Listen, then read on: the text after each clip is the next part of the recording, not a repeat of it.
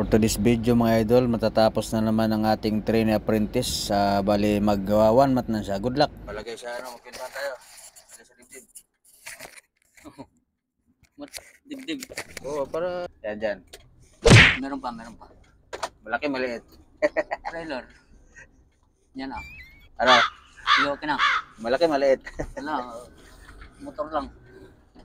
Bali, isang buwan mo na ngayon, di ba? Oo. Di baka next week niyan, ano ka na yan, extrador ka na. So, tandaan mo lang lagi yung yung mga tinuturo ko naman sa'yo, yan yung mga natutunan ko. Iwasan lang mataranta, basta hindi naman palagi ang bombahe na yan. Yung gagamit na ng bomba. Oo. Dito lang yan sa Yakult. yan sa customer. Kasi sa gas station, taw-taw lang naman, di ba? Oo. Ganun mo lang, walang ka. At saka sa gas station, makita mo naman, malabo ka magkamali. Dahil nandyan yung supervisor na tagang nakamasid. Ang problema lang kasi dyan sa ganyang pag-customer, ikaw lang talaga. So, basta ganyan, tatandaan mo lang. Yan, yung bombahe niyan, bihira lang yan. Yung ganyang bomba, sa customer lang yan. Bihira lang yan, pero napakadelikado niya. Kasi hindi basta host, kailangan host, checkin mo. Hindi yung dalawang host, di ba? Oo. Hindi yung dalawang host, parehas yan doon sa kahit saan mo ilagay yan. Mayroong host na, di ba, yung mahina na, doon lang yan sa panghigop. Kasi yung panghigop, hindi siya masyadong persado kaysa doon sa buga. Kailangan doon sa buga, yung clamp niya, kailangan sure ka na hindi maluwag. Dahil pag maluwag yan, pag ginamutan mo na ng PTO, kasi mano yung pressure niya talsik yan. Malakas. Malaking problema yan. Kaya tatandaan mo lagi kasi ito naman, tulad nito, sinasabi ko naman kung saan yung post na pangbuga at saka yung sa panghigop. Tatandaan mo lang kasi alam mo naman dito sa flammable, walang pahinante. Swerte mo pag may pahinante ka. Para hindi ka mga mote pagdating sa solo ka na, hindi ka matulad doon sa last, yung sa nasundan mo. Hanggang ngayon, may nagsasalita siya na pwede siya gawin pahinante. Driver, henner siya, driver. Oo. Tapos gusto niya maging pahinante. Mali yung ganun mindset. Kaya pag-aralan mo, mga lugar, wala problema sa lugar kasi i-google mo lang yan. Wala namang, hindi naman to nasa sulok-sulok yung mga deliveran natin. Kasi siya talaga sa totoo lang, nang nadismaya ako sa ganung katwiran niya na gawin na lang siya pahinante. Hinari siya na driver. Ano lang doon na ano niya yung sarili niya, hindi yung puro drive lang kasi pag yung puro drive ka lang eh. Yung mga napupuntahan mo lugar, hindi mo pinapasok sa isip mo. Kaya kahit lagi ka doon bumibiyahe, uy, dito ba ako? Kasi hindi ka nakapokus eh.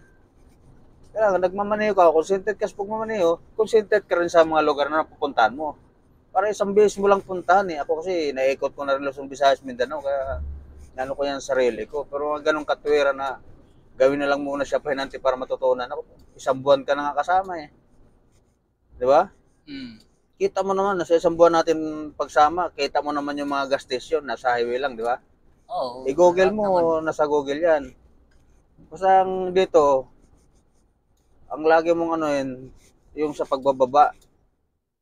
Kahit sabihin mo naka-monitor pa rin yung visor, kailangan mo rin yung sarili mo.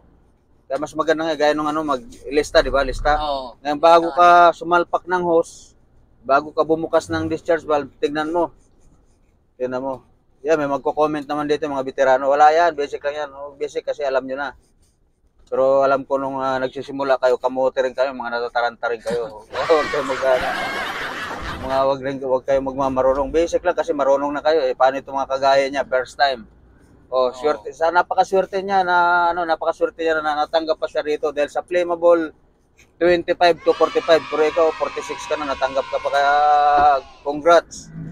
Wala kang ibang gagawin dito. Ano mo lang yung trabaho mo, huwag kang magkamali. Ang ayaw na ayaw dito ng kumpanya, yung ma-overspeeding ka at nasangkot ka sa aksidente. Kung ano yung inanong speed limit, yun lang sundin natin. Lalo pag wala pa tayong unit, hindi pa tayo regular. Wala, kasi napakaganda dito ng trabaho. Kung mag-apply ka lang naman ng Saudi, dito ka na lang. Hindi naman natin sa yung mga nagsa-Saudi kasi malalaki rin naman yung kita nila. Pero kung sa ngayon, Kung Saudi man lang ang applyan mo, dito ka na lang sa kumpanya na to kasi okay Halos naman ang parehas sahod eh. lang. Halos parehas din naman sahod dito. Doon kasi sa ibang bansa, ang kinaganda lang doon, may pahinga.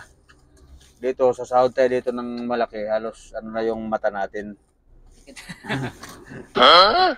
halos laglag na. Yun lang, pero at least, nandito lang tayo sa Pilipinas. Kaya saludo ako sa mga kabayan natin, mga OFW. Ako man, nag-apply man ako dati, 3 beses ako nag-apply para sa Saudi. Taga hindi ako pinintulutan ng Panginoon na makalis, kaya dito lang talaga ako. Kaya sana bago tayo umalis dito sa kumpanya ito, driver pa rin tayo pero sarili na natin. Diba? Oo. Dasal lang tayo. Basta tanda lang lagi natin ang trabaho natin dito. Dito minsan nakaka-stress kasi hindi naman taga maiwasan yun na mayroon kang hindi maintindihan na biyahe.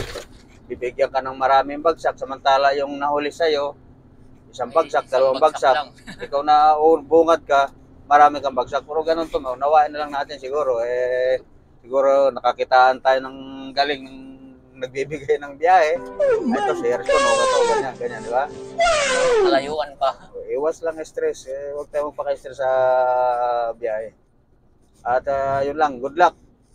Sana dito sa magka-love life ka na. Oo. Wala nang pag-asa, maraming single mom dyan. Sarap magmahal ang single mom.